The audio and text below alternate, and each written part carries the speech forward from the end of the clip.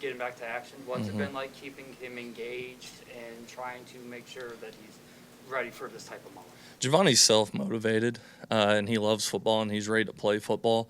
So really keeping him engaged, hadn't been that much of a challenge. He sits back there every day with practice, with the practice script in his hand, getting the mental reps that he needs, really attentive, asks good questions in his position meetings.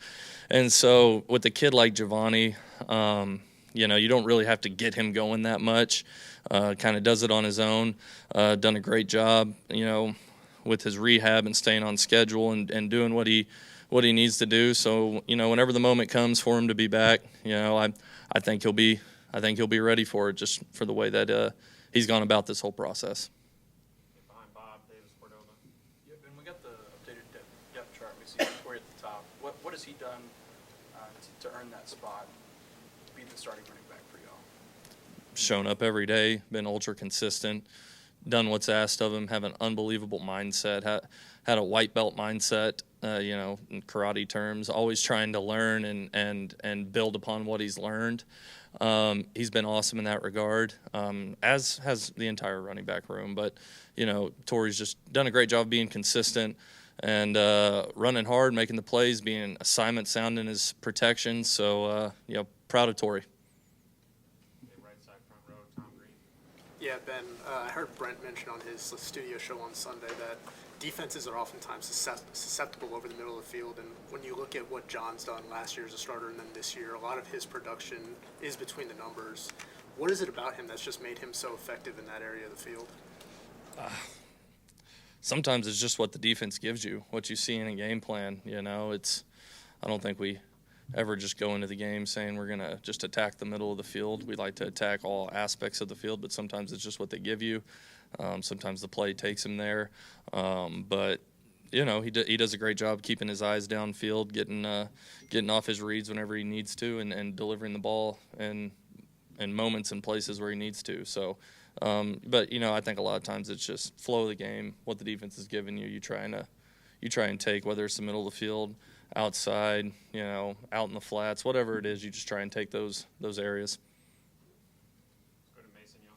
Ben, I'm guessing when you took the job here, you probably had a pretty good feeling that John was coming with you, but how much of it all did you get to know Jackson Arnold before he got in the portal in the winter, and what were those conversations maybe like? I had one conversation with Jackson. He was great. He's super respectful. But that's really about kind of where it ended. It's just one of those deals where, he felt like he needed a change for whatever reason it was. And all I've heard from everybody is that he's a great young man. And so, besides this week, I hope nothing but the best for him. I like rooting for good people. And everyone that I've talked to says he's a great young man. But as far as our communication, we really had one conversation, and that was about it. Ben, if you guys are going to be without Keontez, just how much do you trust some of these other guys? You've started playing a little bit more like Ivan, Zion, some of these other receivers.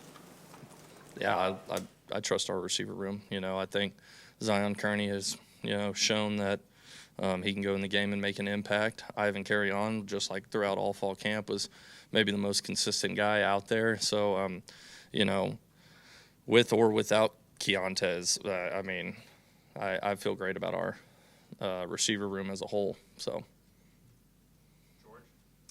Yeah, Ben, with Troy possibly missing some time at center, just how do you feel about that room and the depth you have there with Jake and obviously a true freshman in Owen and Gunnar Allen?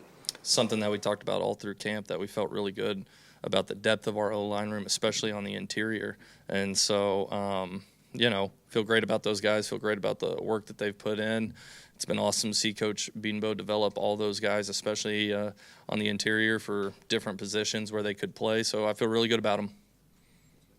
Second row right, Ryan Chapman. With Michael Fasuzi not playing last week, how have you seen him be able to handle the mental rep aspect of that with kind of the boot on his ankle to continue developing despite not getting into the game on Saturday? Yeah, the same way that he does in practice whenever he plays. He's laser focused, really diligent kid, really understands the process of learning, whether it's active reps or mental reps, doesn't really let anything distract him. And so he's been great with it, great with the mental reps, and sometimes mental reps are the best reps you can get, like seeing, okay, this is how not to do it, or that's exactly how to do it. He's been laser focused with it, just like he is with everything else. So Mike's been great. Third row, James Hale. Auburn comes into this game with a defense that normally, or every year, they think it's going to be pretty good. How do you see the defense this year? What about your matchup with Auburn coming into this game? Yeah, I mean, they are a good defense. They're big, they're fast, they're physical, they play fast and free, which I think is a mark of a good defense. Coach Durkin does a great job, especially historically with his defenses, and he does a great job of just, it seems like instilling confidence in those guys to let them fly around. And so they do a really good job. I think they got some really good players kind of in their front seven. And on the back end, they're long, they're athletic. They do a great job. So they're fun to watch on film. They're one of those teams you watch on film, and you got a lot of respect for what they do. But at the end of the day, it's going to come down to what it always comes down to, execution. That's what it comes down to, us executing against them and putting our guys in position to be successful. But they do a really good job. Back to the front on the left, Jesse. Ben, Javonte talked yesterday about taking pride in some of the non-glamorous parts of playing the running back position, pass blocking, some of the dirty work, that kind of stuff. Just what has stood out about these first 3 weeks from him, and how big is it when you have a veteran in that room kind of taking pride in those aspects? Yeah, I mean, Javonte's, he is selfless, man. I think there's been 3 touchdowns this year, at least 2, where he's been the lead block and someone's scraping over the top really hard, running full speed, and he just throws their shoulder off into him and doesn't get knocked back, and honestly kind of knocks them back and springs someone open for a touchdown. It's stuff like that, guys, that shows how much you love your teammates. And Javonte loves his teammates. He loves that locker room. And the deal about running back, everyone always talks about carrying the ball.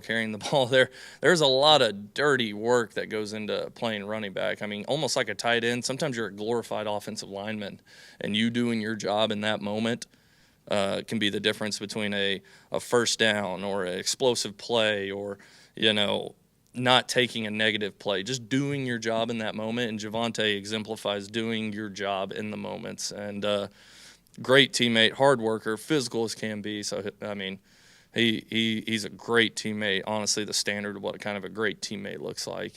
So Javonte's a stud. Got time for 2 more. Far left, Brandon Drum. We got to see Zion Kearney, obviously, and carry on a little bit Yeah. last week. Can you talk about their growth and what you expect from them moving forward? Yeah, my favorite thing with Zion is just seeing the confidence that he's been building.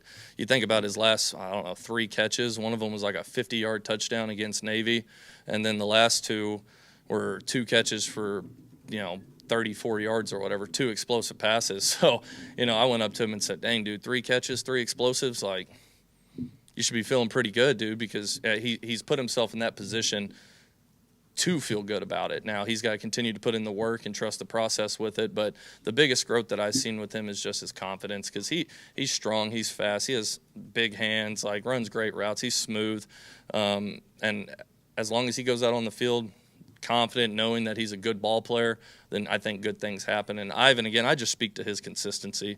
A lot like Javonte, that dude's a great teammate.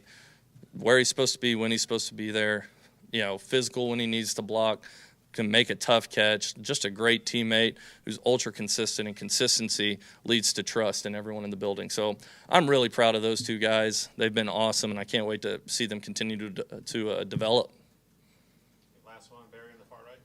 Hey, Barry. Ben, do you have a sense of what kind of game it's going to be, or do you ever?